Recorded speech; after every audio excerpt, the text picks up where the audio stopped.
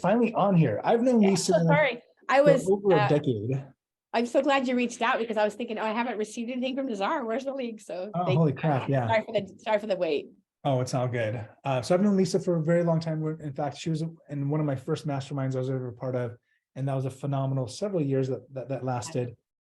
So she is in the Bay Area in Danville, California, which I think is about 45 minutes from San Francisco, if I'm not mistaken.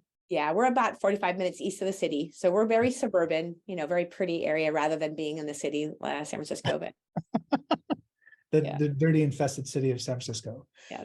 Anyway, so she has a breadth of knowledge. She has a ton of stuff to share with us today. So I'm super excited to be able to get her on here. And so we're running late. So go ahead, Lisa, take over. Yeah, we'll get right in. Well, so Nazar, when Nazar and I first talked about, meeting with you guys, I think, for me, one of the things that I love to share more than anything else is lead generation is something that's been my favorite forever. I know that, marketing and lead generation is such a critical piece of our businesses, right? No matter how long we've been in the industry. So, I want to talk a little bit about, how you guys go about maybe getting a lot more disciplined in those areas. Now, are most of the people in this are most of the agents on the Zoom, are they more experienced? Are we growing teams? Or are we talking to like a wide variety of experience? Get the whole gamut. Okay, very good. So I think regardless of how long we've all been in the industry, lead generation is going to always be a kind of the pillar of our, of our business growth. And I've always come from this space. I don't know if you guys have ever heard anyone share, there's two ways to look at our industry. You can be marketing focused with lead generation being a small part, or you can be a lead generation business with marketing support. And honestly, I think that for us to be as profitable as we can be, especially if you're trying to build new territories, a lead generation based business with marketing support is the way that you'd want to go. It also doesn't cost as much, but you want to either yourself and or your team be involved in a little bit more of what you might call the sweat of our business as well. So I want to talk a little bit about that. And I had the great fortune last week to spend a couple of days with Tom Ferry. Do most of the agents have been exposed to Tom? I think so. Okay, good. Yeah, we spent 2 days last week kind of talking about this exact subject. So we're going to talk about some strategies that will help you. Today's world different than what we had back in 2019. So as the market evolves and consumers evolve and how they message and how they respond, critical to change our approach. So a couple of things to think about as far as kind of going back to a little bit of the basics for to develop your lead generation. I would say the critical piece is you've got to get super disciplined in the way that you schedule. And we've all been, my team and I have been sitting down this last few days to look at our second quarter and really analyzing. And I would say take some notes about looking at your first quarter and looking at your last year and what you want to accomplish the rest of the year. You really need to decide what do we want to tweak and adjust? What mistakes have you made? Where are you needing to improve so that you can start fresh with the idea of lead generation? Now, if you guys raise a hand real quick, how many of you on the line are you feeling like you're kind of building from scratch as far as your personal lead generation? Are you guys already in tune and you just want to tweak and adjust? Where are we at to say that you've already got a pretty disciplined approach to your lead generation process? Thumbs up. Yeah. Okay. So we're starting from scratch. And honestly, Nazar, anyone who wants to jump in and ask a question along the way, feel free to let me know. So here's step one that I want you guys to do. I want you to sit down and really create a schedule. Now, Nazar, are you meeting with your team? Are they meeting like once a week to go over strategies, or where are you guys at with that? Where are you guys at with their business plans? Like Q2 business plan? So the people that are on this call are not all my team. They're just agents that we've invited. Okay. So I don't know, I can't speak for everybody, but you've got the whole, you've got people that are looking at their numbers from last year, and then you got people that are just kind of flying by the seat of their pants. Very good. Well, what I would say, we just ran some statistics this last week, and as we were looking at numbers and where you guys are going to want to focus. So most agents, their number one profit center is their geographic farms. And I know, Nazar, that's always been a big part of your marketing lead generation as well. So I would say your lead generation to your geographic farm needs to be super dialed in and super consistent and planned. The best advice I would give you on that, and we'll talk, I'm gonna go over the top 4 with you, and then we're gonna go over strategies for each one to kind of dive in a little bit on how you can improve. but your geo farms being very consistent. And I would say one of the mistakes that we've made over the years is we didn't go wide enough. I know, Nazar, you've always been pretty wide. Like how many, what's your geo farms look like numbers wise now, Nazar, personally? Are you pretty? I think one's like 20 something thousand, the other one's 10,000 or so. Yeah, pretty wide. So I would say geo farms, number one, past clients and sphere of influence, number two. The number three pillar that most agents are experiencing the greatest success from has been to really launch a super aggressive, you know, you've all probably heard about your like open houses being elevated to a level of the big premier open house where you're, you know, we have live music at our open houses. We serve champagne. You're doing a dramatic, you know, like marketing around the open house to draw more sellers to your open houses. You know, we're all looking for more listings. So I would say that's something that you want to put in place. And number four, most people are experiencing is even, knocking doors. And then one thing that I'm going to teach you guys today is a texting process.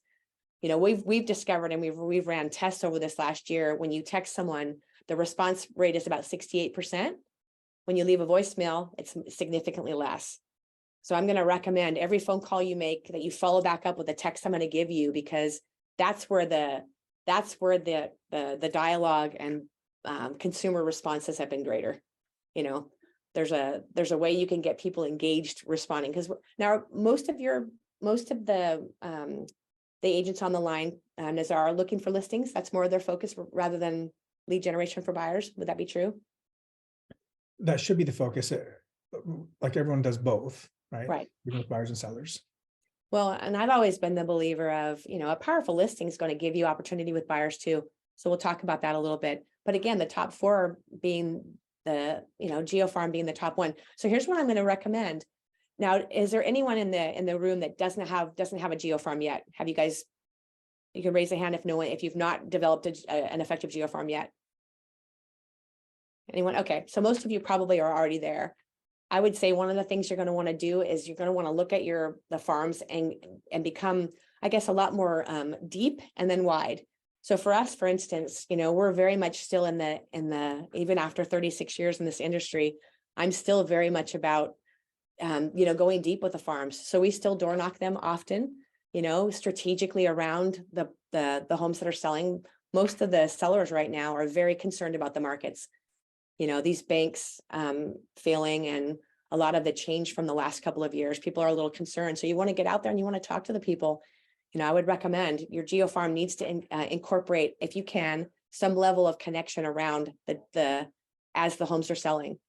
So, and I know, Nazar, you and I have talked about this, you know, you were much more wide and I was a little bit more deep in the daily sweat. But I would say back to getting back to a little bit of maybe a little bit of old school basics, but it's super effective right now. My team is every house that we sell or list, they're knocking 20 across and 10 on each side. So it's not a lot of time, but we've seen such an increase in listing opportunity because of that. You know, most realtors aren't willing to do that. So I would highly recommend. So, you know, does anyone have a question about that? Have any of you tried to do that, or is door knocking kind of a something that you've avoided? So give me a little heads up. Somebody jump in and talk to me for a minute. I usually do door knocking on open houses. So I'll do like a day or two of door knocking before the open house. Absolutely. More aggressive in open house. I usually do like a 3 to 4 during the week. I'll start Thursday all the way to Sunday, and then my door knocking is before. Yeah.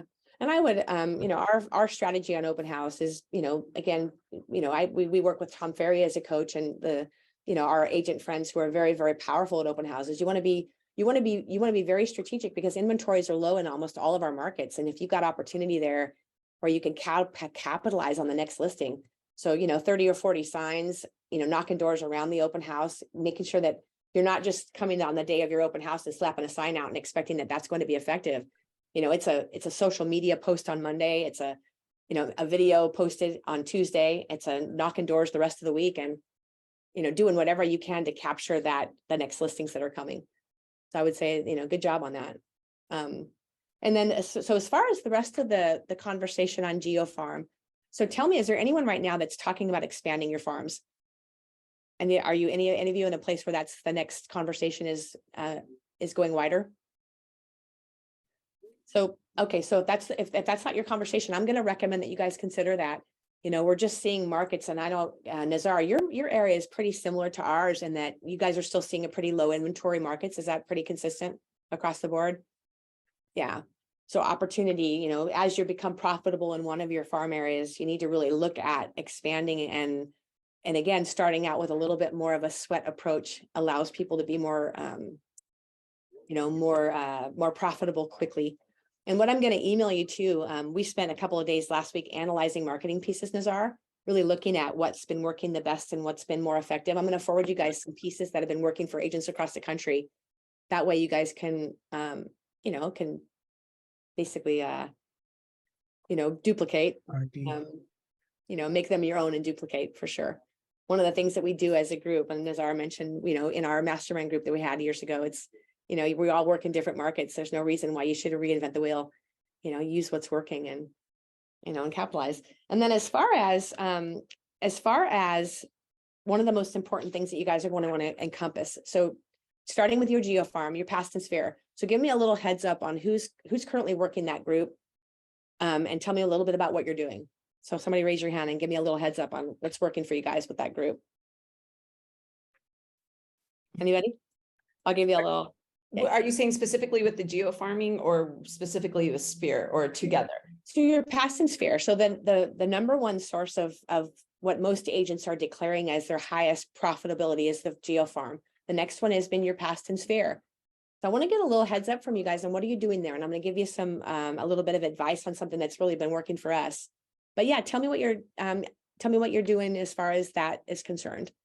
So I can speak to it kind of for our team. I work for Nazar. We've really started reaching out to those past clients and our area here and doing monthly events. I know that there's several agents on our team that have, gone above what we provide for them as a team and are doing individual events and client appreciation, reaching out. We have one, I'm speaking for one of our agents that's here in our bullpen. She's geo farming her specific area in her neighborhood, and she's very active with, participating in community events and reaching out to clients and in her community. And so they're seeing her a lot, door knock. I don't think she door knocks, but she does mailers and she's, clothing drives, different things like that, the pie events. So not just relying on the team to provide everything, but then going above and beyond and reaching out and really working on your sphere that way. Yeah, I agree with that. And we are, one of the things that we started doing in maybe about 6 months ago, and it's been very effective. So 100%, exactly. What was your first name? I know you got Nazar on your screen, but. Oh, I'm Nazar. I'm Christina. Christina. So yes, events. So I 100% agree with that. And the key to working a past and sphere or any lead generation pillar is you have to sit down and make a plan and you have to budget yourself. So I agree with you, Christina. We're doing every other month happy hours, which has been really fun and very effective. Most people come to that event, if you have 40 people at your happy hour, and it's pretty affordable if you do it at the right places. I get 2 or 3 people from each event asking about real estate. And so I would say that the past and sphere, it's critical that you're calling them. And some of the other elements that I want you guys to write down, of course, is any event you can do. We're also starting to do what you might call like a seller seminar. So it's almost like it's about a 45-minute to 1 hour event where we're doing them once every other month. And basically what you're telling your clients is, they're going to learn about the tax consequences, how to sell in this market, how to capture the highest dollar. And so I'll forward you some of those, what those invitations look like. But the seller seminars, and we're inviting our past clients and our geo farms to attend. But those results have been extreme. And most of the people that are attending are in the space of looking to retire. The young ones don't think that they need it because they can just go online and search for it. So it's the demographic that's the downsizers, the retirees, people moving to Idaho, Utah, all across the country. So that's been an extremely effective. But your past and sphere's got to be a part of your weekly routines. We're doing drop by CMAs now. So like a CMA a day, any day that you don't have a listing appointment, do a drop by to a client. You've got to be, all of our markets are so incredibly competitive that you've got to step yourself outside of that competition and stand out. And the best way to do that is to get connected. So Christina, you're 100% right. Back in the day, a phone call every 3 months or 4 months and a marketing card was enough. But I think today we have to be so much more than that. We've got to really be a part of the community and, hosting the events, and you can be affordable about it. If your budget isn't as strong as it will be, just a CMA a day and doing that 4 or 5 days a week is a great way to start building your past client connection, and I would say one of the things that we've done too is we were going through our past clients this year, and most teams that are dominant listing agents, your past client resources aren't as high as they could be. So do any of you work the adopted buyers of your listings as well and love on them the same way you do your past clients? Anybody? I would highly recommend. But all of this, everything that you do takes a plan, and having support to create your plan. But your adopted buyers, we've had 4 or 5 listings this year already, just by going back 5 or 6 years, pulling up the sales we had at that time listings and going and just dropping by the buyers that were represented by someone else and bringing them a CMA, because most realtors are not doing that.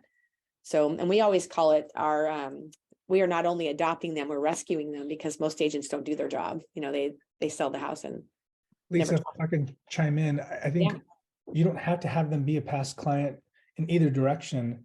You can literally pull up the MLS, pull up homes that sold this week, 2 years ago, 3 years ago, 4 years ago, and go and drop by and say, happy anniversary. You've been in your house for 3 years now. Yeah. Here's what your house is currently worth, and do that same type of CMA without having had any interaction with them in the past, and still have the same results. 100%. And especially if they're in your geo farms, even more so, because they are somewhat comfortable with your names already. But you guys would be shocked at how a face-to-face, it's such a more powerful means than just a card or a phone call.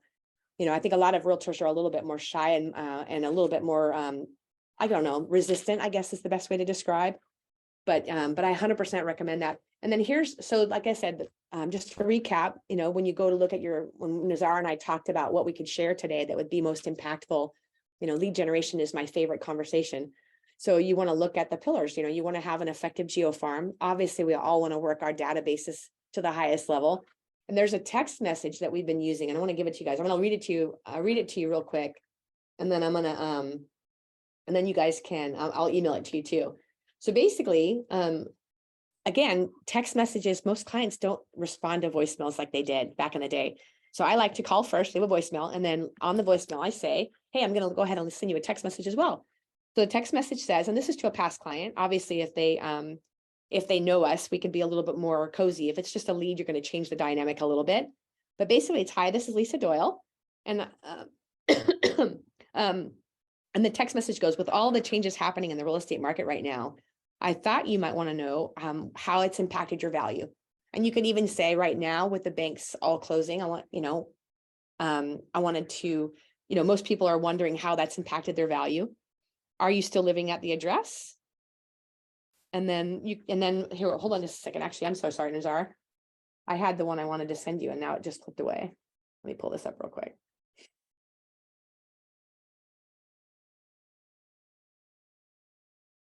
Hang tight for 1 second.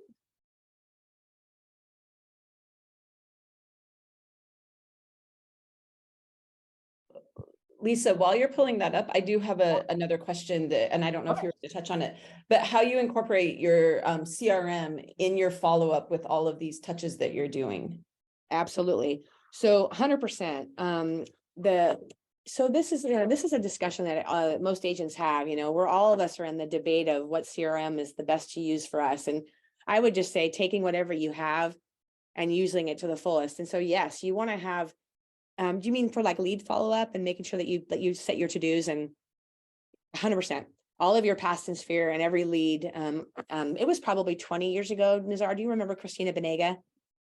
Coach Christina. So Christina, back to this was by 20 years ago. She said to me, so tell me about your lead follow-up. What's your follow-up process look like? And I said, well, I look around and I said, well, I have stacks of leads and I just call them. She's like, well, that's not a system. So at that time we developed a full, each time you get a lead, they get put on what's called an 8x8, which is once a week for 8 weeks. They receive a marketing piece. And then you're going to set your to-dos to call them, and weekly emails, text messages. 100%, Christina, you're on it. So are you using a CRM now, most of you guys? Do you have that sort of follow-up system in process now? Everybody? I would say the majority of, well, I know if they're with us, they have access to follow-up boss, but I think that a lot of us think, oh, that's for leads that are like channel leads, Zillow coming in, and we Right. forget to put our sphere on there and we forget to schedule those touches or do those touches. So I was curious, are you with Boomtown? Were you with? Yeah. Okay, am. I think I remember. So like just putting those in there and what sort of system, like if you have it automated where you're sending out that text like you're talking about, or if you're more organic with that type of follow-up. So that's a good question. It's so interesting. I think in our follow-up world, everything that we do has to be planned, and it does have to have a system. So like, for instance, a phone call used to be enough, but today's world, there's so much noise out there, just because a lead you have a hot lead that you have great connection with, you have to do something to incorporate the follow-up pieces while they're in the getting ready stages. So for us, there's a book called The Millionaire Real Estate Agent. If any of you have not read that yet, I would highly recommend, because it talks detailed about, Christina, what you just asked about is, you want to touch them. I think the millionaire real estate agent, and this is what we do, they get touched about 25 to 35 times a year with email, texting, phone calls, marketing piees, 100%. And we're using something that's super powerful. I'm going to give you guys a little trick. Have any of you heard of Slide Dial? Guys using Nizar, have you started using Slide Dial? I haven't in the past because I've had a negative connotation with Have you? dropping voicemails, Well, so here's what I'm going to recommend, though. I've had such a tremendous response from Slide Dial, and it's been such a powerful thing for us. But I think you have to do it maybe a little different than what people might have in the past. And so Slide Dial is a tool that allows you to leave a voicemail to a geographic area or a list of people. And, my Slide Dials, people think that I'm just calling and I've left them an individual message. So like, for instance, in your geo farms, you can leave a Slide Dial that says, hey, I just wanted to give you the good news. We just sold another neighbor's house. It's over on Johnson Road. And the sellers are so excited. We did wind up with multiple offers, or whatever the story is. I've had so many come list me calls from the Slide Dials, Nazar. So I would say you guys check into that. I think that usually individually we used to do Slide Dial to one person at a time, but a geographic territory, like, and Christina, inviting people to your events. And the good thing about Slide Dial is it's basically free. It's a great way to connect with a group of people or a geographic territory. And we use it around our listings and sales. You don't want to use it too much because you don't want people to be oversaturated with messages, but to them, it feels like it was delivered in person, and it drops on their cell phones. So is it a desktop application as well that you can? Is. Yep. Okay. Yep. And all you do on your phone, and we're kind of getting a little sidetracked, but I wanted to give you guys a couple tools that help with your geo farms. It helps with your past clients. It will help with all of your lead follow-up. If you go to on your cell phone, there's a memo, like a voice memo. And so all I do when I do a couple of these a week, record a voice memo, I email it to my office, to the gal that works for me. And then she drops it to the 300 or 400 people around whatever we're doing. Like we're doing a big Easter egg hunt Saturday. So I did a Slide Dial to the community around, inviting them to the event. So I would just say Slide Dial has been a great tool for another thing that we found a Slide Dial helpful, kind of back to the past clients, is it was about a year ago. I work with Coach Carl Nizar. And I said to Carl, I'm having a hard time having enough time to reach out to all of my database and all of the people that I want to call enough times per year. And he said, incorporate Slide Dial once a year in one of your messages. So for instance, Merry Christmas, Happy Holiday, whatever, Happy New Year. That message can go out to all of your databases. So it gives them one touch where you're not making those calls one at a time. So, super effective little hack there. I'm highly recommending it. It's very easy to set up. It doesn't cost hardly anything. And it's a massive use of time to touch a lot of people. So, okay. So we're talking a little bit about GeoFarm, talking about your past and sphere, and then open houses. So tell me a little bit about any of you that have done what we deem our mega open house. Are you guys going all out on open houses, or are you just slapping a sign and starting? Talk to me. So I think anybody? Okay, so you guys know what we might deem what a mega open house? Anybody experienced what that would look like? I Okay, would explain it. what's that? I would explain it. Okay, so very good. So basically mega open house is basically what we decide is we want to take the typical open house and put it on steroids, because for us and the top four for most very dominant agents, open house is one of the top four, profitable lead sources that gives you the highest revenue, because what we're after is the next listing. Great buyers are awesome, but truly if you incorporate a properly run open house, you're going to catch the next listings in that neighborhood. So what I would recommend is your open house strategy starts about the Sunday prior to your open house. So I would recommend recording a little video in front of the house, share it on all your social medias. The week of the open house, we deliver. Hold on just a second, guys. Hey.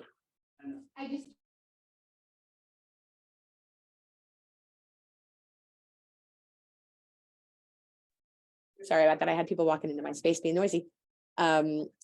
So the pieces of your mega open house are just to, if you imagine yourself avalanching the community and everyone that you know, because social proof is powerful. So your past clients would get an email inviting them to the open house. Your social medias would be posting video inviting these people to the open house. I would highly recommend for any of you that have the courage, get out there and invite the community. Minimal the streets that are surrounding your open house to invite them, because you'd be shocked. Right now is the time of year where everyone is thinking about what they're going to do this year. So this is the time to catch people. I love to do this all year, but your most powerful way to capture the next listing is to take this listing appointment and this or the listing that you've taken and make your open house a way to get more listings. So our process with an open house is they get an invitation, they get it almost ready, they get the invitation to the open house. Then as soon as we go pending, we do the same exact process. As soon as it goes pending, let the neighbors know you're pending. And then they get it just sold, and then they get a slide dial. So you're touching people 5 or 6 times with one opportunity. It's a powerful way to get the next listings. So I'd highly recommend incorporating what you might deem your, the premier open house, for next listings. And do any of you have, are all of you using 25 or 30 signs when you have an open house? You guys pretty? Yes, I do. Very good. Yeah. I talked to an agent recently. She said, well, I think 5 or 6 is plenty. It's like, well, 5 or 6 is plenty if you just want to be average. If you want to really make this open house a tremendous opportunity. I have neighbors tell me all the time, oh my God, I see your signs everywhere. It's because if we have 1 or 2 houses open, we're going to avalanche signs in every direction. And it just means that you're going to get more energy around. This is a very competitive world, and you've got to do something to stand out. And then the other of the top 4 is, is utilizing some sort of online, on an online process for your lead generation. Are any of you utilizing that yet? Are you doing any sort of house value campaigns or anything online that would allow consumers to come to you asking questions about market values? I think that a lot of them, because I know we have access to HomeBot, but I think that the issue is like, you have access to this. Yeah. It's what are the next steps? So I'm sending that out, but am I following up with, hey, Lisa, it's Christina with Fiv. Did you get the home valuation that I sent you? Or I dropped a CMA off on your porch. Do you have any questions? Some interesting things that I saw were X, Y, and Z. So I think that that's where, I don't know if it's a thing of getting it on our calendar or just getting that process set out, where a lot of us have the disconnect. Like we're doing step 1, but we're not doing 3, 4, and 5, right? Well, 2, 3. It is a process, any kind of sales industry. And this is why I recommended right from the start, look at your second quarter, look at the rest of your year and decide based on the first quarter, what tweaks and adjustments do you need to make to your daily schedule in order to allow you to have the wherewithal to do this, because it does take time. Any sales industry is all about schedule.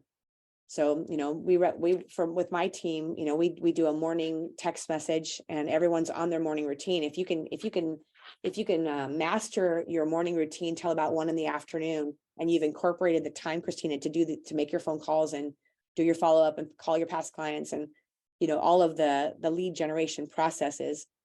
And then we like to go door knocking in the afternoons, a couple days a week, And then one night a week, I coached agents for Tom Ferry for a number of years. And one of the things that we always said is if you can master your mornings, you set aside 1 or 2 afternoons and then 1 evening a week to do the types of connection you're talking about, it will allow you to grow, but it does take schedule, consistency, and discipline. Another thing that you guys, before we go on to that, I found that text message I want to share with you. Before we talk a little bit about, any other questions that you guys have, part of it's mindset too. I recommend there's about 10 or 20 excellent books that you guys could tune into that will give you a little bit more disciplined approach to your business. Has anyone on this call listened to and or read a book called Take the Stairs? Anybody? I'm going to send over to Nazar a couple things, the marketing pieces, the top 10 books I'm going to recommend, but I would highly encourage all of you to tune into a book like Take the Stairs immediately, because it talks about the daily disciplines required, accumulated over time that will give you what you want. Because our industry is all about building a pipeline, and the lead generation is the tool that will allow you to get there. And then, like I said, I'm going to tell you 2 things that will disturb momentum in your business once you get on a lead generation process is complacency and overwhelm. So if you in advance determine that you're going to overcome the complacency that comes up sometimes when we have momentum, people get a little bit lazy, things are working fine. But as soon as you stop doing what got you there, you'll come to a screeching halt, and then you're back to starting at 0 again. Complacency and overwhelm. And overwhelm is just, having structure in place and systems in place to allow you to consistently do what you want to do a day in and day out. Now, Christina, do most of the people on the line, are most of the people having administrative assistant, even if it's part-time? I can speak to Nazar's main teams. They have in-house Admin structure. coordinator help, but those that are really succeeding and doing well, they either have a VA or they have an assistant that's helping them as well. And I know that we have some on here, I'm looking at you, Carlos, that are ready to take that step and get that help, whether it be a VA or, a full-time assistant that's going to be helping them. Yeah, that's just I know a lot of people are afraid to do that when they're early on, the fear of cost, but it's such a profit center, even if it's just part-time. The only way you're going to have systems that stay consistent is if you have a structure in place to allow for it. So, lead generation, most of the agents do all of their business is like this because they don't have a steady structure in order to maintain a consistent, but you can't do it alone. You just can't. So getting help to support you. And I know Nazar's company is awesome with the support systems in place. Carlos, you had a question? Now on the virtual assistants, what do you really delegate to them? Like for them to help you? Like what is it that you really want to have them do? So, you could set up a process. That's Do a you good have question. VAs, Lisa? We do. We have one part-time, and our VA, I like to have my administrative team in my office with me. So I know that Carlos, I know a lot of people have had a very successful VA with all of their systems, their transaction coordinating, their marketing coordinating, and their listing coordinating. You can do all of that virtual. But I prefer to have the admin with me just because I want to be here. Some of our structures require in-house.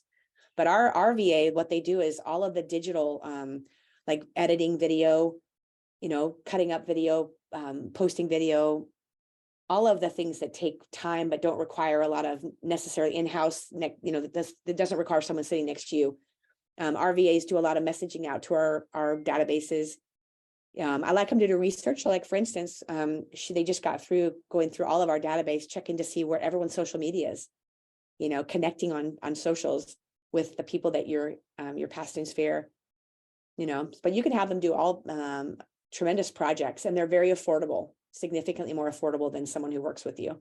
Yeah. And the same with us. We use those, we like to have the hands-on, if the phone calls are being made by our in-house people, that we use them for, the paperwork uploading, transaction coordinating on the side that, doesn't require a phone call. Social media editing, we have database management, just like you were saying, but very affordable. And there's so many tasks that you can give. And if anybody is interested, you can reach out. I know we use Summit VA and have 3 VAs from there that we're like they're trained in real estate. So very minimal hands-on on training, just getting them familiar with your systems and processes, but 100%. Yeah, no, virtual is a great way to have, like I said, we use it for just that one, mainly the technology piece of our business. But I think, like I said, I have agents that I know that are very effective. So I would say 100% before you hire anyone, check into what the virtual assistants can offer you and delegate. But whatever we could do to delegate everything, and we as agents, at least for me, I know my strength is definitely not detail work. It's definitely not anything that has to do with contracts. Our most profitable time is spent face to face and or hunting down clients that we can serve. So the lead generation is a way more profitable piece of it. But let me give you that text message. I apologize for having lost that for a second. So basically, it just says, "Hi, it's Lisa Doyle here. I was just thinking about you today. If this is someone that you don't know, you can say, I was in the community today." Like if it's someone that you don't know very well. I bet you're a lot like I am. And you can say something, "I bet you're a lot like me. And we're watching the breaking news and thinking, how is this affecting my home's value? Because everything in the news has been doom and gloom. Things are crashing. Would you like me to put together an equity update on your home's value so that you actually know the truth? So let me know. Hope to see you soon. Call Melissa." And I've just been texting. We just copy paste. Make sure obviously that you change the first name, because I did that the other night. Somebody interrupted me and I kept the previous name on there. I was like, oh no. But basically I'll read it to you again. So it's just, "Hi, it's Lisa Doyle here. And I was just thinking about you today." Or for someone that's just a lead, I just said I was in the neighborhood today. "And I bet you guys are a lot like I am. And I bet you're watching what's been the breaking news, thinking, how is this affecting my home's value?" And I always put a couple of little emojis in there, "Would you like me to put together an equity update on your home's value just so that you would know the truth? Let me know. Talk to you soon, Lisa Doyle." But that's been a powerful just way to get people communicating, better than, "Are you thinking of selling?" Better than, it just gets people talking. And then after the banking situation, what a lot of people have been listening to is just the negative news. And so I just put on there with someone else's, "I know you've heard a lot about the news, the negative news. And, would an update on your equity be helpful?" So I would just say, one of the things that we're doing as a team is we're doing our 2 hours a day. Instead of making phone calls for the entire 2 hours, we're doing phone calls for an hour and about a half, and then 30 minutes of just massive texting. And we're kind of like making it fun. We have a race to see who can get the most text messages out and then who gets the most level of responses back. But I swear to God, in an hour and a half of phone calls, I get way more responses from 30 minutes of texting than I have from anything else. So, incorporating that, just because that's how people communicate today, So I know with Boomtown that you were able to do the mass text. Are you doing individual? You're just going through the individual, and each person you're texting individually, not doing a mass text, correct? Yes. So this is more individual, and this is used more for past clients in Sphere and hot leads than it is for necessarily, because Boomtown is mostly buyers. I have to say, texting works really well on Boomtown. That system will allow you to do mass text. The only challenge is, for us, when you're calling your past in your Sphere, that's not necessarily, we don't keep ours in Boomtown. We just use Boomtown for buyers. Although I think people have said, I think the biggest challenge with a CRM is it doesn't have all of the answers. We've found that one doesn't give all the solutions, so we've had to use two. So we're still kind of old school. We use Top Producer for sellers, for past clients in our farms, and then Boomtown for buyers. Yeah, go ahead, Carlos. When you do, let's just say you're doing an open house, do you also do like the texting part and the calling and texting besides, of course, the door knocking? What other areas do you guys use? Yeah, so that's a good question, Carlos. And I have one more additional tool to give you for open houses. So yes, I think doing a slide dial to invite your past clients to the open house, doing emails to invite to the open house. There's another after the open house. So my team and I, what we do is when we first arrive, we record a little generic video, and I'll show you guys what the video basically says. You're going to do like a selfie video, and I always stand in the kitchen so that they can recognize the kitchen of the house I'm in. Because right after our open houses, we text out immediately a video to everyone to tell them thank you for coming. Because I guarantee you, if every person that comes into your open house, they probably attended maybe 5 other open houses, and most realtors don't do this. And so it's a way for you to stand out. And what I love about doing a selfie video to all of your open house leads is the next time you text them, it comes, your video face comes up and they're like, oh, I remember her. So have any of you done that yet for your open house leads? Or yeah, you can do this with any lead actually. Christina, do you do this, a video text? Super powerful. And it's basically, like I said, the intention is that you're going to create a personalized video for every person. But I guarantee you, sometimes you're busy and you can't do it. So what I do is when I first arrive at my open house, before anyone comes, I shoot a little generic one that just says, you know, hey, it's Lisa Doyle. It was such a pleasure to meet you at my house here at 123 Main Street. I'll get back to you right away with information. If you have questions anytime, give me a call, you know, to have a great day. So you do a generic one. That way, at the end of your open house, if you're too busy to record individualized video, you've got something that you could forward out immediately. So I just sit in my car, copy text, copy paste, and I send them out to everyone that's come. More powerful is to create individual video. So, you know, hey, John and Sandy, it was such a pleasure to meet you. Make it personal for them if you can. You know, we had an open house this last Sunday where we had almost 100 people there. Obviously, you can't do individual. Have any of you tried, Christina? You've tried this, the video text. So powerful. Have any else of you tried that? I know that one of our agents, just because we're a Zillow Flex team, she just posted something about sending this video out like immediately after, you know, we coach to that, like do the video immediately after talking to him. But I just put in the chat, I absolutely love doing that video before it gets crazy. And then they don't know that, you know, you did that, and genius. I love that. It's so powerful. The very first time I ever did this, I had a lady call me and she's like, hey, are you the one that sent me that video? And I said, yes, I am. She goes, I have some questions. I need your help. Would you mind?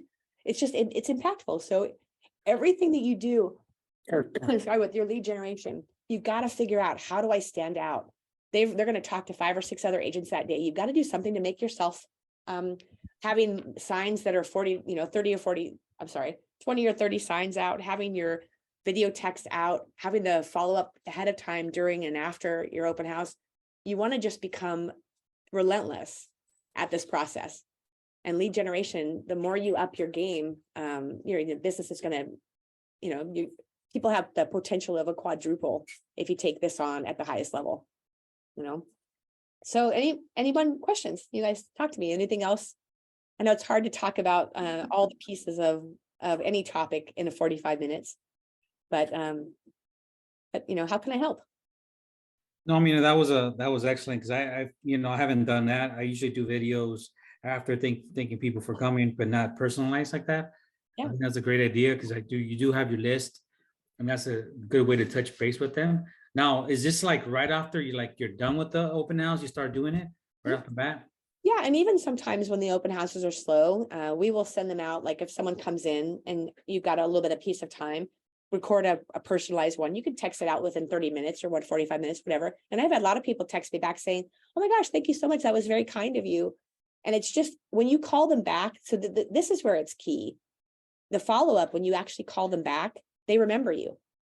Hey, you know, this is Lisa Doyle. They're always like, oh, hey, so you're not making that cold, they've talked to 5 people that day. You know, your response is going to be so much more impactful.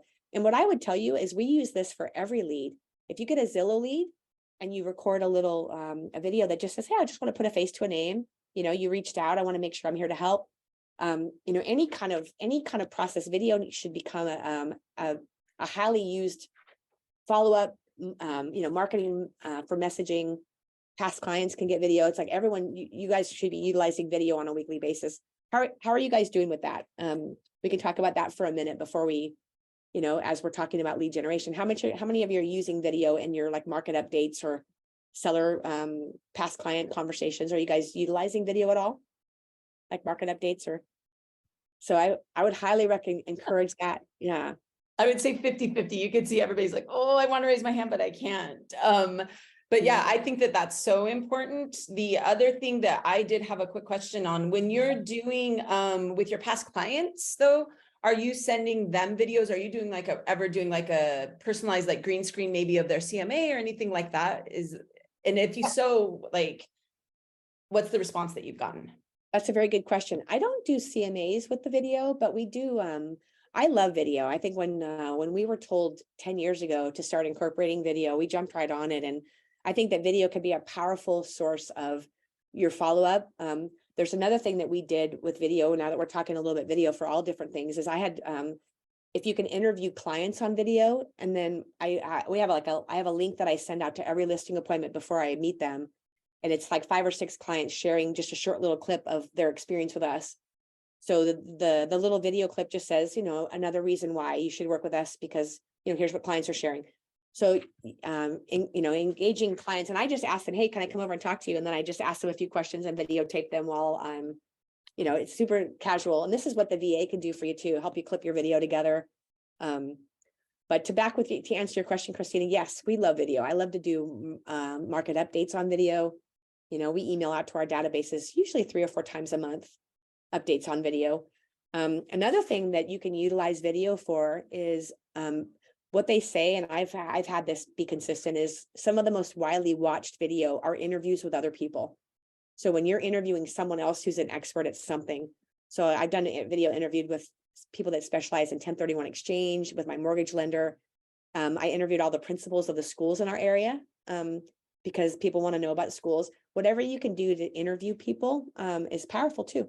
You know, you'll gain a lot from, you know, for some reason, when you're interviewing someone else, more people watch that. So I would highly encourage to incorporate that. I interviewed anyone that specializes in anything that they can share, and you can incorporate that to your clients too. Man, so much good information, Lisa. We want to be respectful of your time. Thank Nizar you. had a dip, so I get to conclude. If you would, my phone is blowing up. People are requesting book list, Yep. marketing pieces, anything and everything that you would be willing to share with us.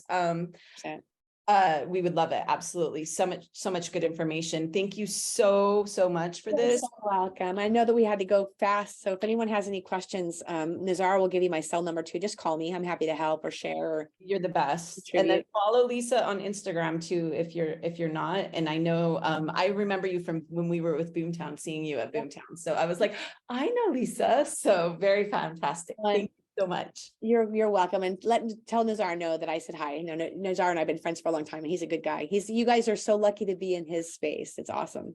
Yeah. Okay. Yeah. I'm still getting blown up. Direct mailers, all of those things. So we'll get all of that information to you guys, and we'll send it on your way. You got it. And I'll get you the phone. Have a good day. numbers Stay for well, sure. everybody. We'll stalk Lisa. Thank you again so much. Thank you. Bye. All right, guys, have a great day.